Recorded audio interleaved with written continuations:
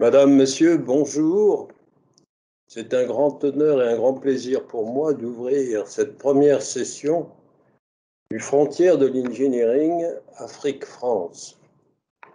Ce concept de frontières de l'engineering, nous l'avons pensé depuis déjà très longtemps et nous avions, dans notre académie, l'Académie des technologies de France, imaginé avec nos partenaires américains à l'époque, il y a déjà près de 20 ans, cette structure qui permet de donner de l'information sur des sujets brûlants d'innovation et de technologie à un certain nombre de personnes en poste déjà, qui ont donc déjà passé l'étape des études, mais qui s'intéressent à ces développements. Et je dois dire qu'au niveau européen, le système a très bien fonctionné et continue à fonctionner. C'est cette idée-là que nous voulons maintenant transférer au niveau Afrique de façon à permettre à ces jeunes ingénieurs que vous êtes, mesdames et messieurs, pour vous intéresser à un certain nombre de sujets qui nous paraissent très importants pour votre développement, pour le développement de l'Afrique de façon générale.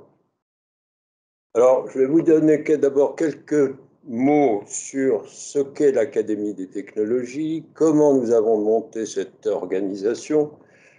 L'Académie des technologies est une académie récente. Nous avons un peu plus de 320 membres qui couvrent l'ensemble des domaines technologiques de pointe essentiellement. Et nous avons bien sûr un certain nombre de missions, mais la principale, c'est la formation et c'est le transfert du savoir sur ces questions de technologie. Vous savez bien sûr que les technologies, aujourd'hui, au niveau du monde entier, c'est le secteur qui avance le plus vite et qui permet le développement de l'innovation qui est à la base de la création d'entreprises et par la création de ces entreprises, de la création d'emplois. Nous savons bien sûr que l'Afrique, avec sa jeunesse extrêmement nombreuse, a déjà initié cette logique d'innovation. Nous connaissons, pour l'avoir rencontré directement, toute une série de jeunes startups qui s'y intéressent. Nous avons été sur place il n'y a pas très longtemps, il y a moins de 2 ans, quand on a eu l'idée de lancer cette opération.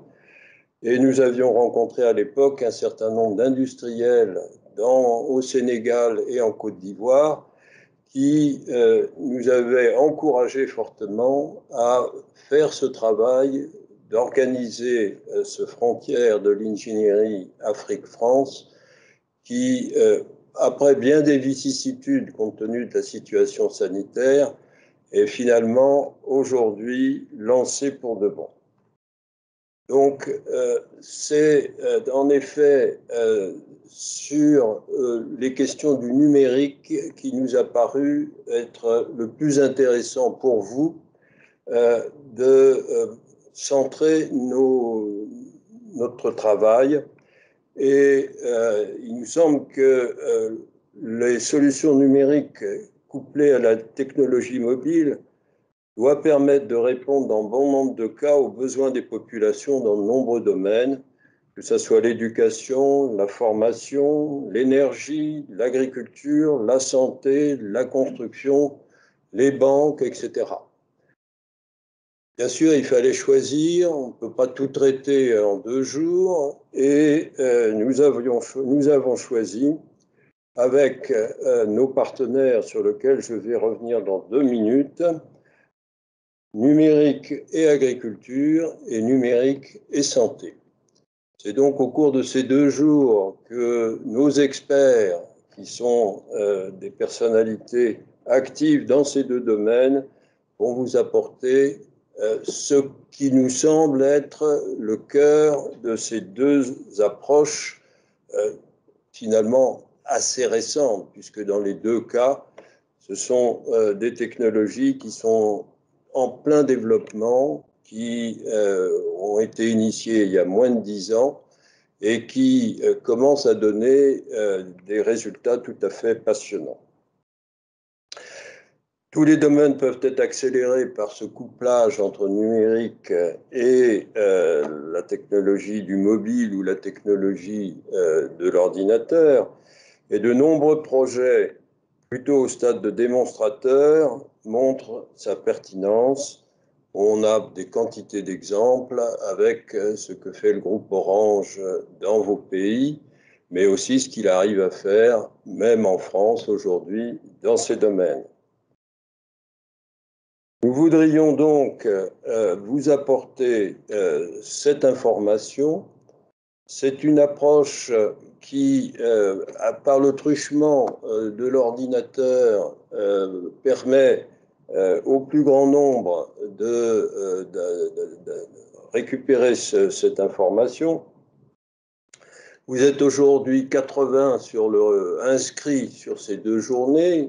Je dois dire que c'est un grand succès, vu de chez nous en tout cas, puisque au début, quand on devait encore être sur place, nous avions limité à 80 personnes,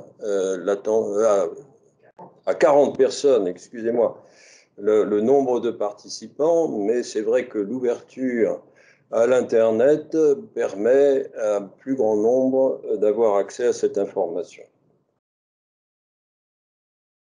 Il y a pour ce type de séminaire, bien sûr, quelques difficultés pratiques et je demanderai à chacun de garder certes son micro ouvert, mais de couper sa caméra de façon à permettre au signal d'être le meilleur possible pendant toute la durée de la conférence. Je voudrais enfin vous dire un petit peu comment nous nous sommes organisés. Il faut rappeler que dès le départ, nous sommes dans notre académie membres d'un réseau beaucoup plus large qui comprend entre autres l'Académie des sciences et des technologies du Sénégal. Et je salue aujourd'hui son secrétaire perpétuel, le professeur Sock, et son président, le professeur Doudou, pour leur participation à la mise en place de cette organisation.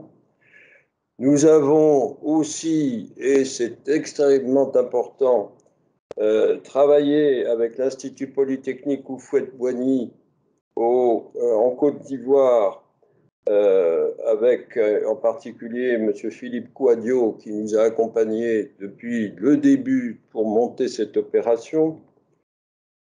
Le ministre de l'Enseignement technique de la Côte d'Ivoire, M. Kofi Nguessan, a envoyé un message de remerciement pour ce travail et j'espère que nous arriverons au niveau qu'il souhaite. La conférence proprement dite est centrée sur 3 domaines. Un premier qui est de façon générale une introduction pour expliquer comment fonctionne l'Internet, d'une part avec les satellites qui permettent d'avoir accès directement à l'Internet, même dans des pays ou dans des régions où la fibre ou d'autres systèmes de connexion ne sont pas disponibles. C'est un développement en pleine activité. Les Américains sont très présents, mais aussi les Européens. Et vous aurez bien tout à l'heure une description très exactement de ce qui s'y passe. Ensuite, le professeur Rouquayrol donnera son vision du rôle des plateformes numériques pour l'échange et le partage des données, parce que bien sûr, l'Internet, ça fonctionne, on ne sait pas tout à fait comment, mais il y a besoin aussi d'infrastructures et je crois qu'il était important de souligner ce point pour expliquer comment tout ça fonctionne. Et puis ensuite, nous aurons nos deux thèmes principaux, le numérique et agriculture, qui sera présenté par mon confrère Bernard Le Bonnec sur la journée d'aujourd'hui et une partie de la journée de demain. Et ensuite, la partie numérique et santé que je vous présenterai demain après-midi. Donc nous sommes là pour 2 jours ensemble. N'hésitez pas à poser des questions via le chat. On essaiera dans toute la mesure du possible d'y répondre. Bien sûr, écrivez, nous vous répondrons soit directement au cours des discussions, soit directement sur votre ordinateur. Et je voudrais en dernier remercier vraiment l'équipe de l'Académie des technologies, Pascal Caron, Patrick Lederman, Stéphane Dautry, Bernard Le Bonnec, bien sûr, et Stéphanie, qui nous aident aujourd'hui pour vous apporter ces éléments qui nous paraissent importants. Je vous remercie.